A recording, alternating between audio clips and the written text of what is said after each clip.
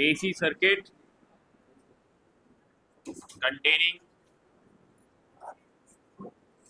containing resistance and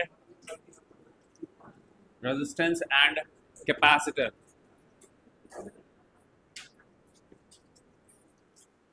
Resistance and capacitor. So we have an AC circuit with one resistor and a capacitor. Capacitance C, R is the resistance, and E is equal to E naught sin omega t is the supply, AC supply. हाँ, तो इधर पे voltage बताओ कितना होगा, VR, यहां voltage कितना होगा, VC. करंट और VR सेम फेज में रहेंगे, बट हियर करंट लीड करेगा किससे, वोल्टेज अक्रॉस कैपेसिटर. हमने देखा था कि करंट जो होता है कैपेसिटर, प्योरली कैपेसिटर में पढ़ा था, that it current leads by the phase of π/2.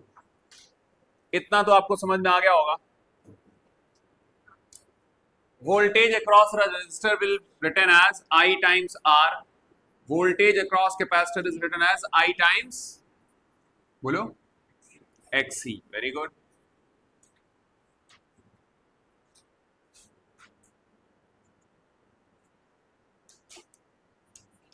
And these are, अगर इनकी पीक वैल्यू की बात करें तो क्या हो जाएगा, I naught times R, and capacitive की peak value I naught times XC.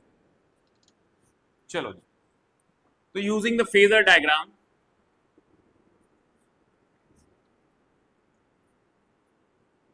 Phasor diagram बनाओ. सबसे पहले तो x axis y axis represent कर लेने हैं. E is equal to E naught sine omega t है, बोलो. तो हम क्या करेंगे, this is E omega T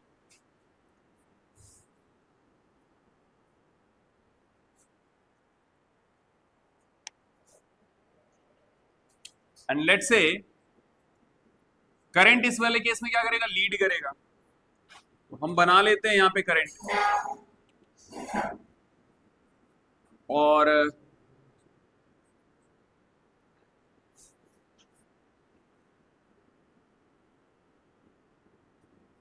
थोड़ा सा डायग्राम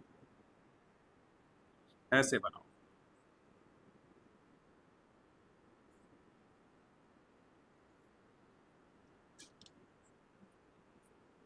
I VR, अच्छा, करंट लीड करेगा by the phase π/2 from VC. अब इन दोनों का रिजल्टेंट ले लो E. ये एंगल दिखा दो फाई, ये लिखा दो ओमेगा. और देखो यहां पे करंट जो है वो लीड कर रहा है वोल्टेज से, और ये जो करंट है इस वाले से 90 डिग्री पर. समझ में आ रहा है?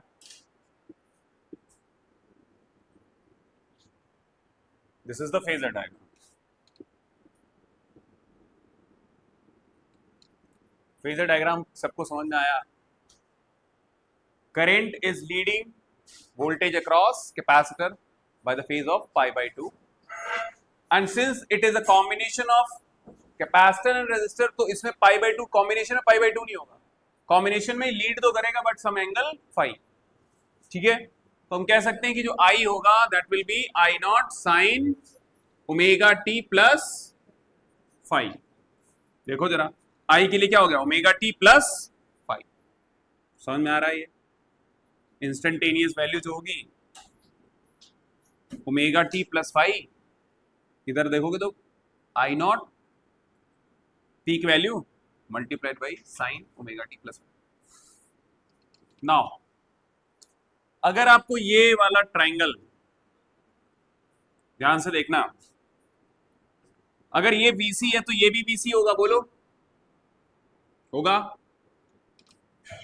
तो एक तो वेक्टर ये हो गया, दूसरा वेक्टर ये हो गया, तो ये वाला रिजल्टेंट वेक्टर होगा, बोलो। और इन दोनों के बीच में एंगल 90, तो हम पाइथागोरस थ्योरम लगा सकते हैं, या रिजल्टेंट वाला फॉर्मूला लगा लो, बस cos फाई जो होता है उधर पे 90 रख देना। तो E naught square will be equal to VR naught square peak value of and VC naught square using Pythagoras.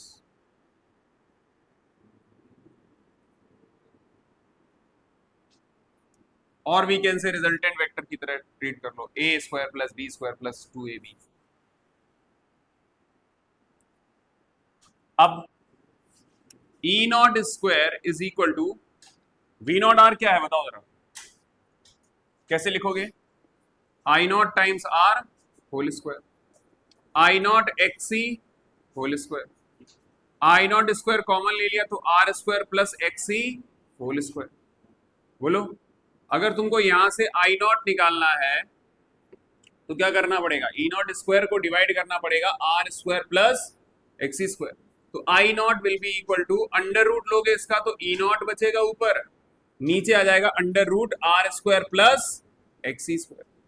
तो आप ध्यान से देखो, ये जो नीचे लिखा हुआ है ये वोल्टेज को डिवाइड करोगे रेजिस्टेंस से, है ना। This is the effective resistance of this RC circuit which can be written as I naught is equal to E naught divide by Z। Z क्या होता है? नेट इंपीडेंस या total impedance of RC circuit. तो Z का formula क्या है देखो जरा ध्यान से, Z इज इक्वल टू क्या है? Under root R square plus XC square, and you also know that इसको हम ऐसे भी लिख सकते हैं 1 by omega C whole square. ये सारी चीजें आपको मेंशन करनी है। अच्छा एक चीज है, पीक वैल्यू याद रखना, पीक वोल्टेज को डिवाइड करोगे Z से।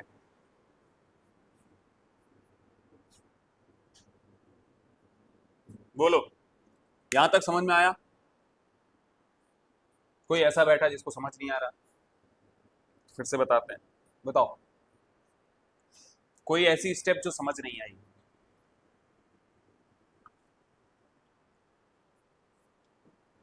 बोलो। देवांश, प्रेरणा, क्लियर हुआ? पिछली क्लास में एब्सेंट है, रीजन? दिव्यांशी तुम उसकी तरफ क्या देख रहे, तुम भी एब्सेंट नहीं, रीजन? वायरल फीवर था। ओके, तो तुमने लाइव तो देखी होगी घर पे, वो भी नहीं देखी? अच्छा,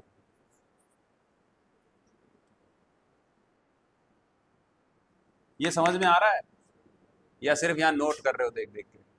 तुम्हें समझ में आ गया? अच्छा, तो अगर तुमसे पूछा जाए IRMS निकालो, क्या करोगे? बोलो, I नॉट बाई √2, और कह सकते हो क्या? E not by Z √2।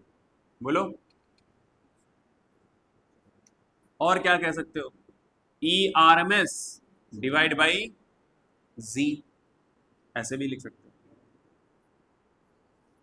इसको नोट कर लो।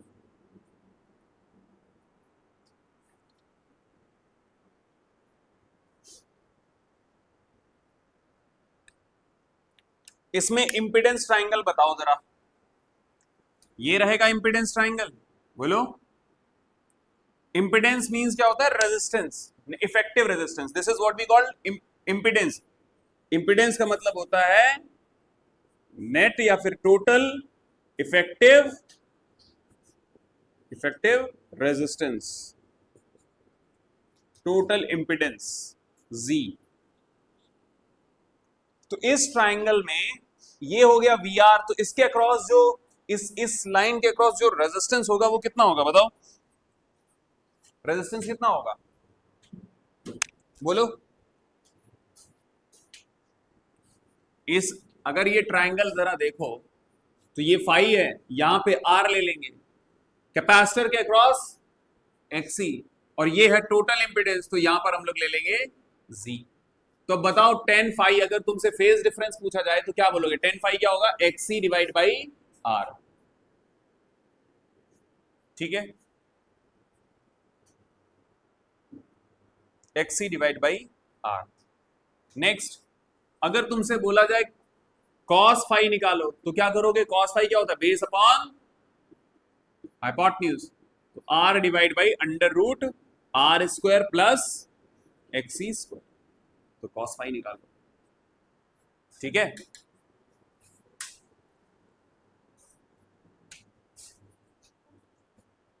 और यहीं पे हमारा ये इतना ही कवर अप करना था।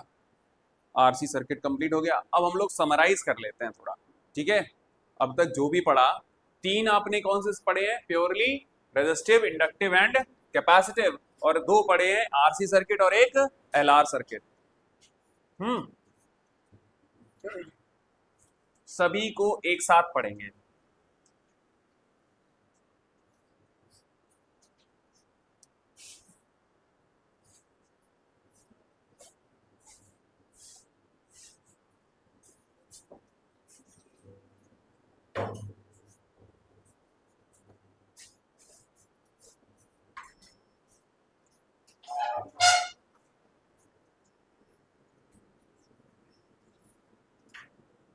मिटा दें इसको।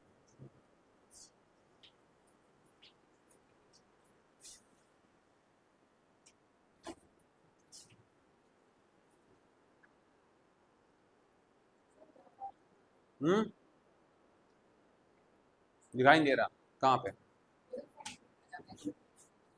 इधर दिखता नहीं है? अच्छा ठीक है।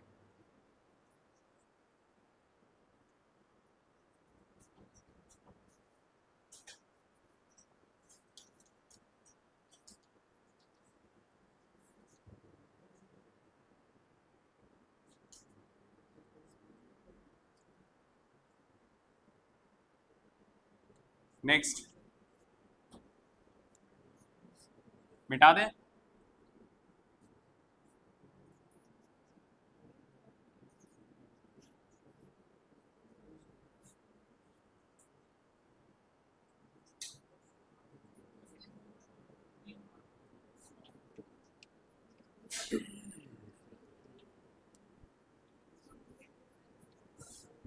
लिसन, एक तरफ हम बनाएंगे circuit,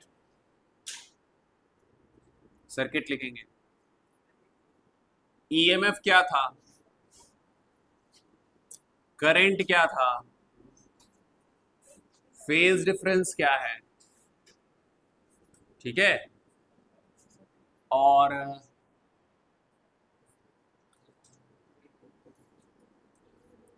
ten phi, cos phi, resistance कितना होगा, ये सारी चीजें हम लोग धीरे धीरे पढ़ेंगे। ठीक है, सबसे पहला पढ़ा था हमने कौन सा?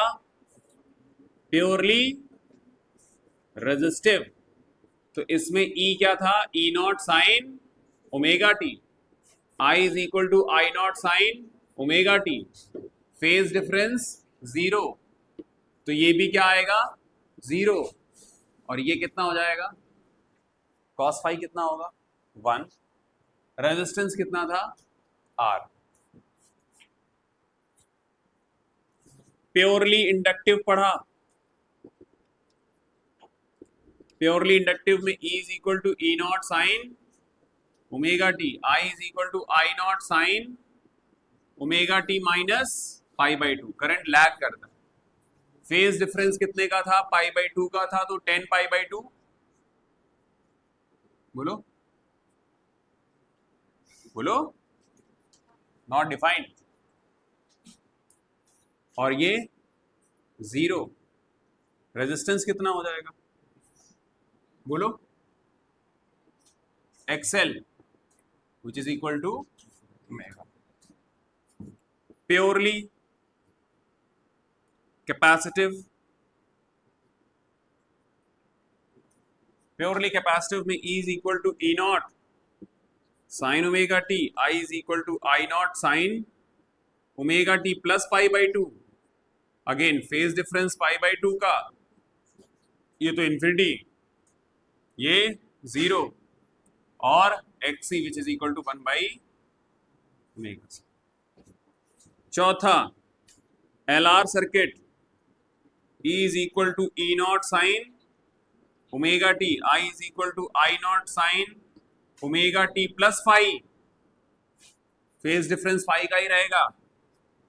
tan फाई कैसे निकलेगा यहाँ पे sir? XL divide by R. cos phi कैसे लिखा जाएगा sir? R divide by Z. ठीक है, एंड इधर Z कितना हो जाएगा? Under root R square plus XL square. Fifth RC circuit, it's the same thing. अगर ये लोगे तो यहां पे I naught sine omega t, sorry यहां पे रहेगा माइनस का, यहां रहेगा प्लस का, क्योंकि करंट लीड कर रहा है. फाई फेज डिफरेंस है. tan फाई कैसे निकलेगा? XC by R. cos phi कैसे निकलेगा? R by Z. But here Z is equal to under root R square plus XC whole square. ठीक है, तो ये हो गई हमारी सारी चीजें. क्लियर हुआ? सारे सर्किट जो अभी तक अब पढ़े हैं.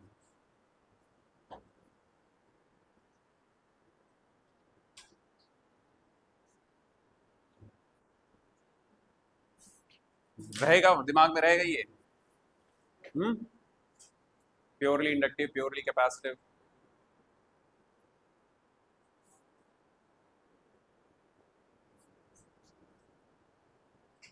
एब्सेंट कौन है? आशुतोष, निशांत, सृष्टि, सिद्धार्थ, प्रिंसी.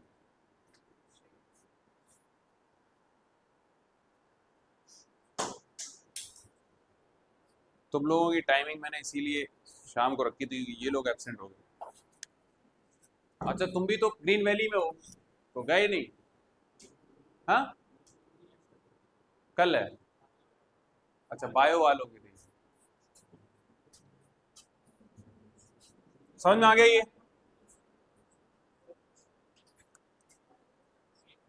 कुछ क्वेश्चंस देते हैं अब आपको. हाँ,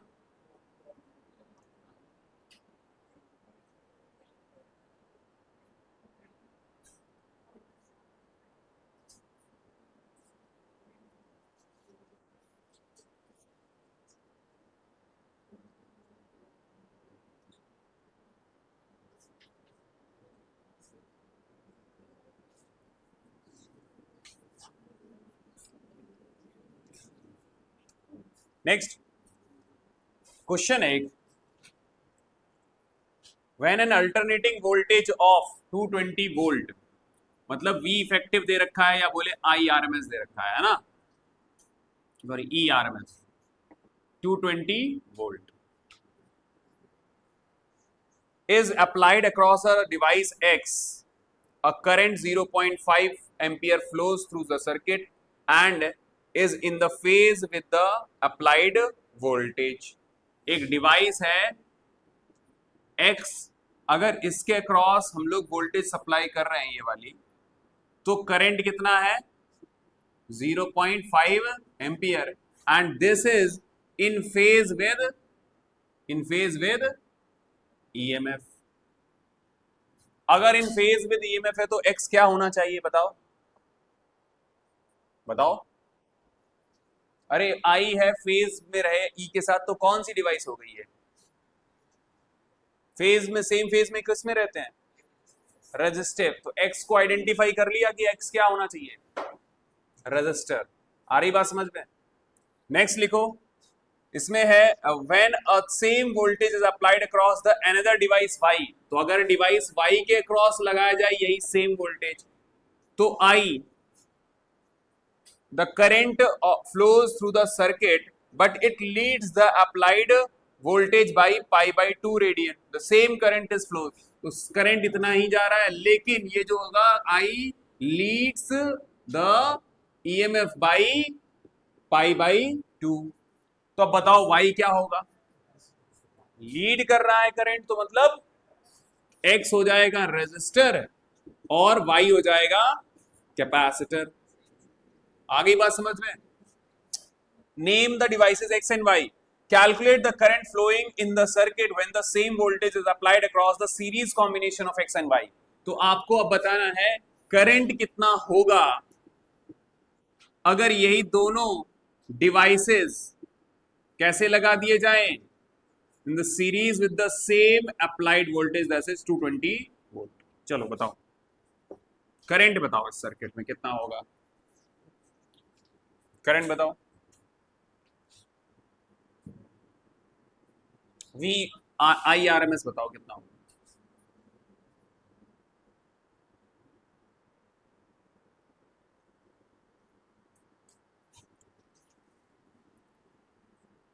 बोलो।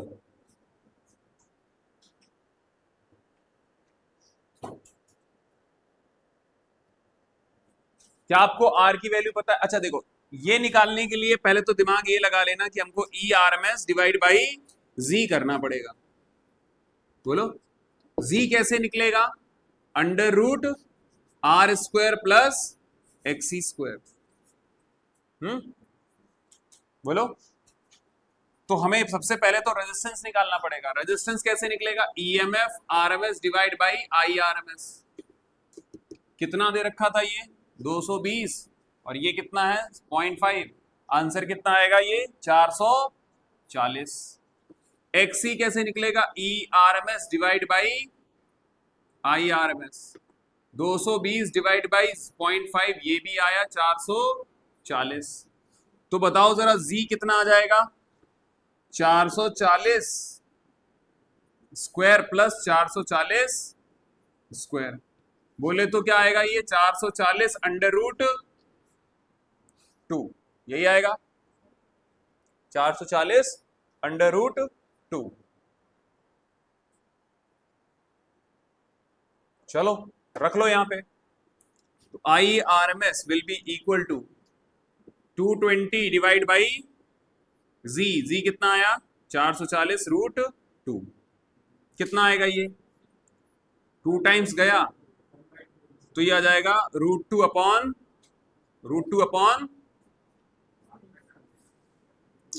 4, 1.414 डिवाइड बाई 4 करो जरा, एम्पियर कितना आएगा, बोलो कितना आएगा IRMS 0.353, दिस इज रफली अराउंड 0.35 एम्पियर। हाँ कर सकते, बोलो समझ में आ गया ये? तो इस टाइप का क्वेश्चन आ सकता है, आइडेंटिफाई करो X एंड Y। एक और क्वेश्चन करते हैं,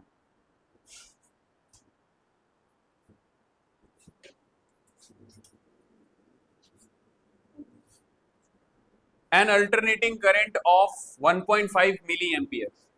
तो हमको IRMS दे रखा है 1.5 milli ampere.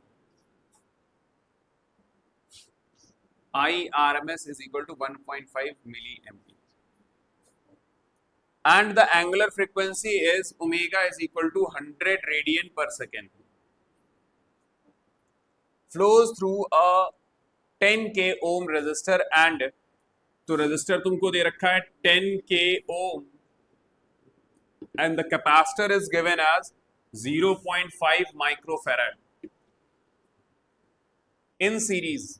Calculate the value of RMS voltage across the capacitor and the impedance of the circuit।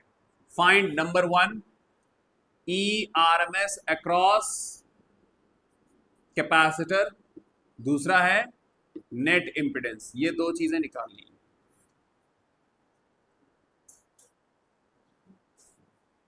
So this is the question.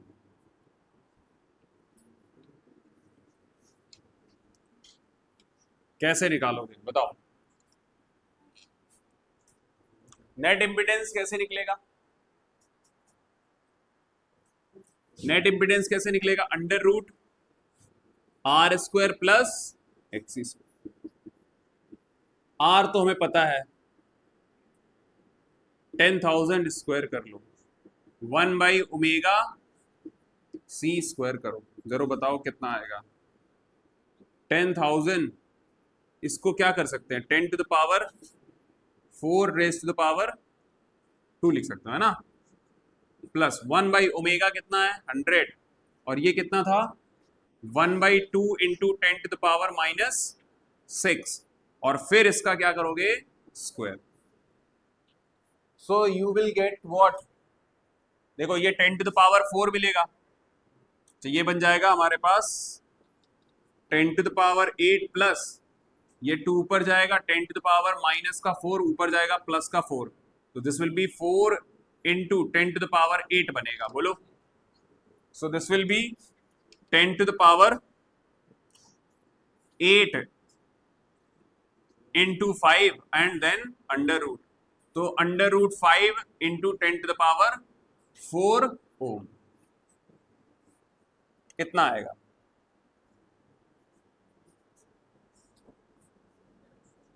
समझ में आया? √5 की वैल्यू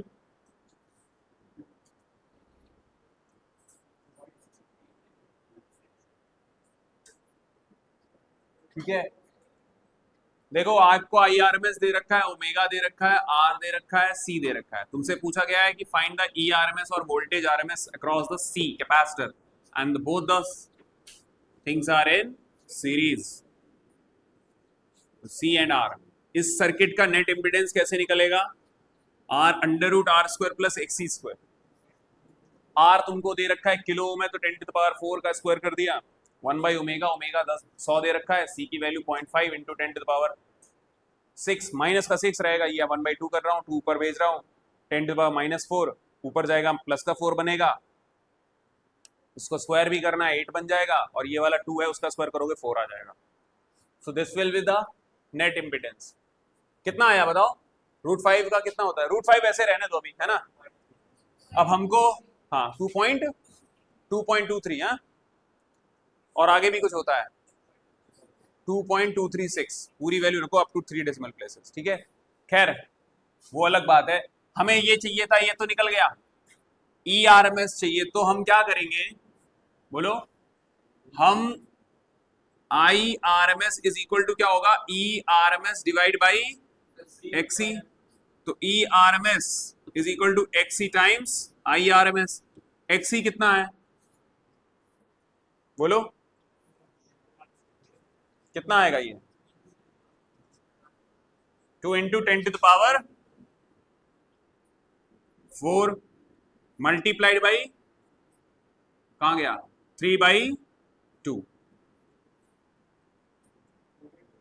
3/2 है ना? अच्छा मिली है, तो 10 टू द पावर -3 करोगे, बताओ कितना आया? तो ये तो कट गया, 30 वोल्ट आ जाएगा, तो इसके अक्रॉस कितना वोल्ट रहेगा? 30 वोल्ट आया, और ये रहा हमारा जी, दोनों आंसर आ गए। और दें क्वेश्चंस?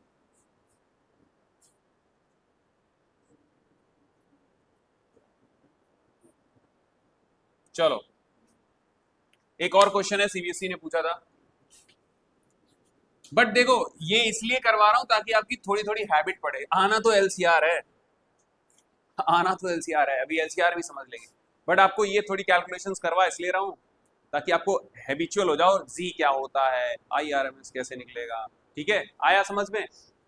अगला क्वेश्चन देखो, इंटरेस्टिंग है। An AC circuit consisting a series combination of X element and Y element. देखो दो एलिमेंट हैं, अब X और Y, सपोज करो ये X है और ये Y है, series combination, and they are connected with the with some AC source. The current is ahead of voltage by the phase by pi by 4. इसमें जो करंट है लीड कर रहा, अहेड का मतलब क्या हो गया, current Leeds EMF by pi by 4. तो ऑब्वियसली ये सर्किट कैसा है, लीड कर रहा है. तो कौन सा सर्किट है ये, आरसी सर्किट है. एक रेजिस्टेंस होगा और एक कैपेसिटर होगा. समझ में आ रही बात ये, क्योंकि करंट लीड कर रहा है और इसमें पाई बाई 2 तो नहीं है, कितना है फेज कितना हो गया यहाँ पे, पाई बाई 4. इंफॉर्मेशन पढ़ते जाओ. और if the element X is a pure resistor, बता ही दिया उसने, X is equal to pure resistor of 100 ohm. ठीक है. Name the circuit element Y, इसको बताओ ये क्या होगा, ये तो रेजिस्टर हो गया, तो ऑब्वियसली यहां लीड कर रहा था, तो ये क्या हो गया, कैपेसिटर. समझ में आ गया. तो सबसे पहला क्वेश्चन था name the Y, Y will be capacitor. कहां से पता चला हमें, ये लीड कर रहा है, करंट लीड कर रहा है इसलिए ये कैपेसिटर है. अगर ये लैग कर रहा होता तो ये इंडक्टर है. आ रही बात समझ में. चलो. And the calculate the RMS value of current if the RMS voltage is 141 volt. अगर तुमको ERMS दे रखा है 141 volt, find the IRMS. चलो ये निकालो इस सर्किट का.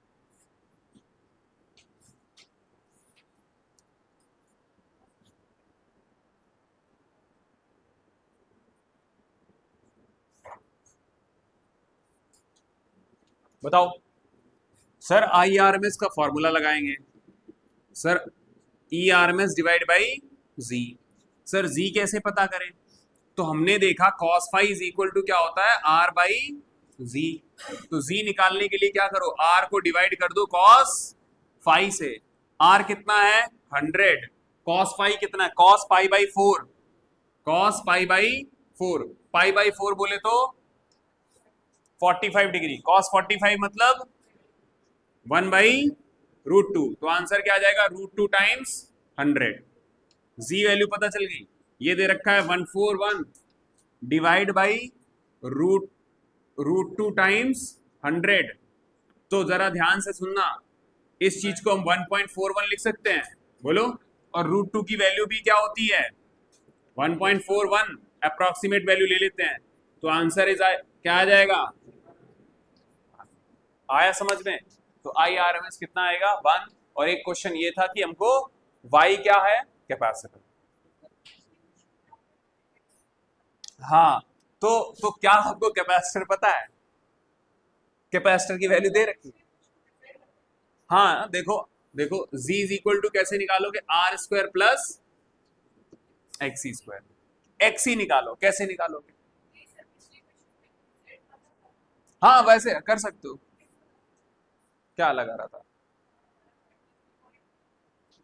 और था कितना 30. हाँ तो वो कैलकुलेशन में आपने पाई वाई आए होंगे. हाँ आना तो सही नहीं चाहिए. पिछले वाले में था क्या, हाँ नहीं Z नहीं रखोगे, तुमसे अक्रॉस कैपेसिटर पूछा गया था ना, तो Z क्यों रखोगे. Z तो नेट इंपीडेंस होता है. Z का मतलब समझ लो इस पूरे सर्किट का है.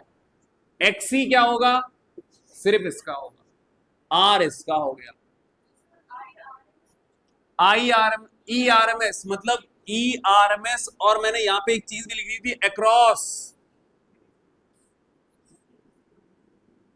लिखा था ना. तो तुम्हें सिर्फ दिमाग इसके लिए लगाना है, कैपेसिटर के अक्रॉस वोल्टेज. हो गया. अब लिखो सीरीज LCR सर्किट.